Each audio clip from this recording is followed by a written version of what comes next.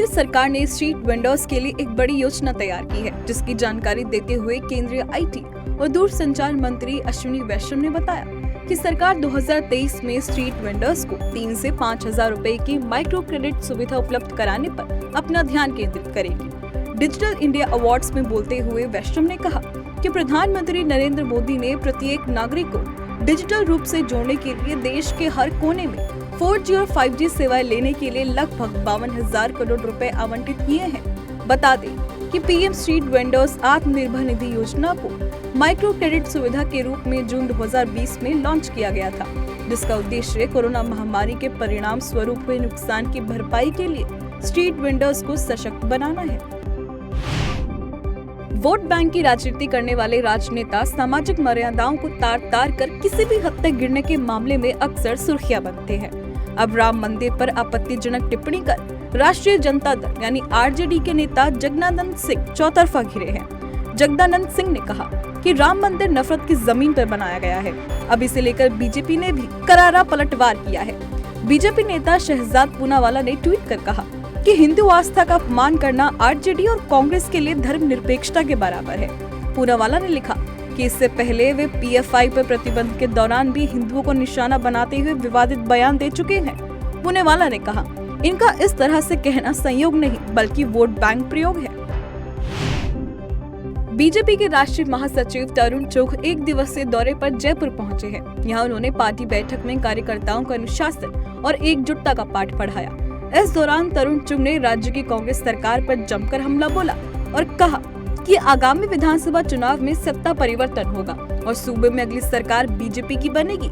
जयपुर में जन आक्रोश सभा में तरुण चुघ ने कहा कि किसानों का ऋण माफ करने, युवाओं को बेरोजगारी भत्ता और 20 लाख रोजगार देने का वादा कर सत्ता में आई कांग्रेस सरकार ने राजस्थान की जनता को ठगा है। धार्मिक पर्यटन को बढ़ावा देने के लिए उत्तर प्रदेश की योगी सरकार लगातार बड़े कदम उठा रही है। इस कड़ी में गुमनामी के अंधेरों में कहीं खो चुके ब्रज के धार्मिक तीर्थ स्थलों को यूपी सरकार फिर से जीवंत करने में लगी है। इसके लिए तीर्थ स्थलों के जीर्णोद्धार को सबसे अधिक प्राथमिकता दी जा रही है। उत्तर प्रदेश ब्रज तीर्थ विकास परिषद के उप मुख्य कार्यकारी अधिकारी पंकज वर्मा ने बताया कि मथुरा में एक ताज बीबी और रस खान का समाधि स्थल है। यह दोनों ही भगवान श्री कृष्ण के ऐसे अनन्य भक्तों में से एक है जो मुस्लिम समुदाय से होते हुए भी भगवान श्री कृष्ण को मानते हैं। इस स्थान का लगभग 10 करोड़ की लागत से जीर्णोद्धार कराया गया है। राष्ट्रीय सुरक्षा एजेंसी ने बीते दिनों दक्षिण भारतीय राज्य कर्नाटक में छापेमारी कर संदिग्ध आतंकियों को गिरफ्तार किया था। इन गिरफ्तार संदिग्ध आतंकियों में से उडुपी कांग्रेस महासचिव का बेटा भी शामिल है। बता दें कि एनआईए ने 5 जनवरी को छापेमारी कर कांग्रेस से 6 लोगों को गिरफ्तार किया था।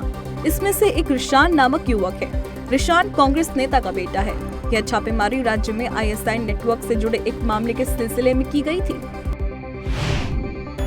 भले ही विश्व अर्थव्यवस्था वैश्विक परिस्थितियों और रूस यूक्रेन संघर्ष के बीच मंदी के रुझानों को देख रही है, लेकिन भारतीय अर्थव्यवस्था को लेकर अंतर्राष्ट्रीय मुद्रा कोष यानी आईएमएफ ने सकारात्मक रवैया दिखाया है।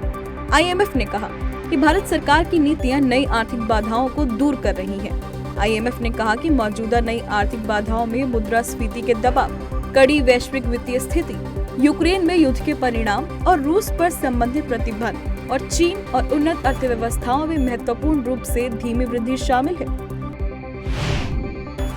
भारत के स्टार टेनिस खिलाड़ी सानिया मिर्जा जल्द प्रोफेशनल टेनिस से संन्यास ले लेंगी। उनका अब तक का करियर प्रभावी रहा है।